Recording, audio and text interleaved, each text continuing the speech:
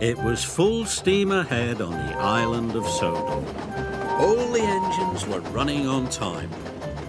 They wanted to finish their work quickly because tonight was Halloween.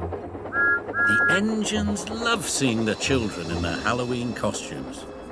And the engines loved to hear tales of ghostly engines and scary steam trains. That evening, the Fat Controller came to Tidmouth Sheds. "Thomas and Emily, you must go to the smelter's yard," he said. "An important delivery of iron must be collected right away." "Yes, sir," they puffed. Percy thought the smelter's yard was spooky. He was worried about his friends. "Look out for ghosts," he whistled nervously. "It is Halloween." "There's no such thing as ghosts," Thomas said cheerfully. "It's just silly make-believe," added Emily, and they steamed off to the smelter's yard. The sun was setting and it was getting dark. "Imagine being scared of Halloween," puffed Thomas. "Or the smelter's yard," sniffed Emily. "Pah," added Thomas. Thomas and Emily enjoyed feeling brave.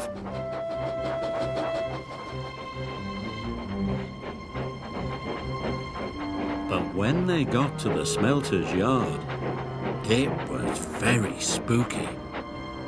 "Oh my," whispered Emily. "Oh dear," hissed Thomas.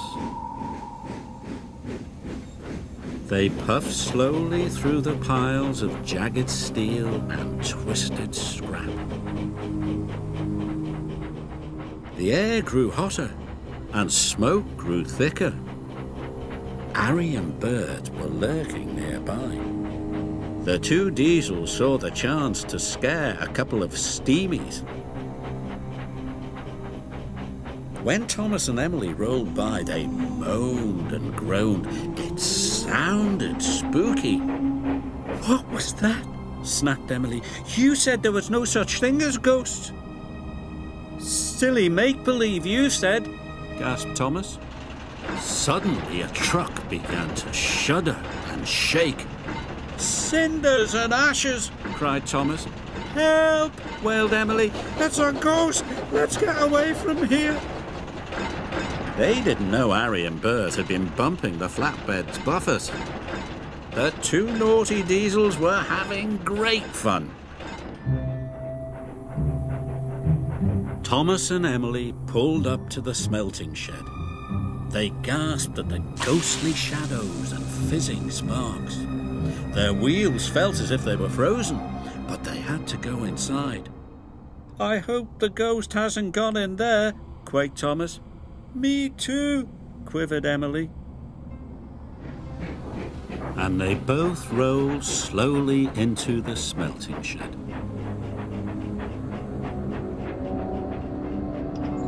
Inside, chains clanked and strange shadows danced across the walls. Must be brave, Thomas puffed. But it was spooky.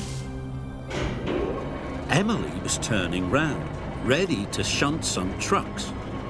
A great whoosh of sparks lit up the shed. "Bust my buffers!" cried Emily.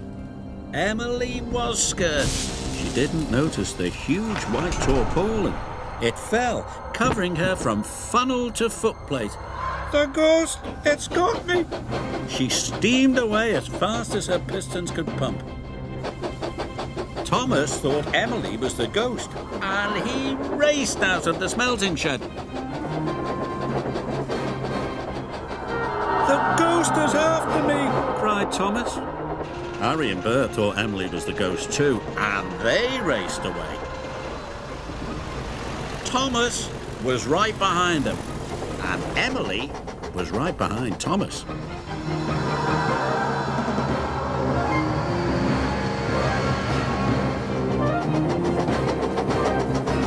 "Help!" Emily cried. "The ghost has got me!" Harry, Bert, Thomas and Emily raced towards Tidmouth Sheds. Tidmouth's sheds was quiet and peaceful. All the engines were fast asleep. Thomas's whistle soon woke them up. "It's Thomas!" cried Percy. "Something must be wrong." Suddenly he saw Thomas, Harry and Bert racing into the yards. "Stop!" he cried. Harry, Bert and Thomas applied their brakes. They stopped just in time. "The ghost is after us," whistled Thomas. Percy was scared, but just then Emily raced under a signal and the tarpaulin flew off.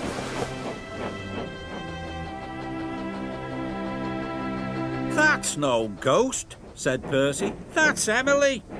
The engines didn't feel scared anymore, but they did feel foolish.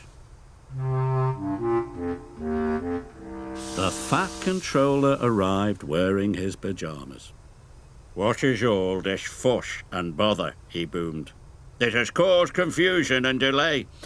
"But, sir," cried Thomas, "the flatbeds were rattling, and we heard moaning," said Emily. "And groaning," added Thomas. The Fat Controller looked at Harry and Bert. Do you know anything about this? He asked sternly. It was us, sir, Bert mumbled. For your punishment, you will go back and collect the iron at once, said the Fat Controller. Yes, sir, said Harry and Bert, and they rumbled away.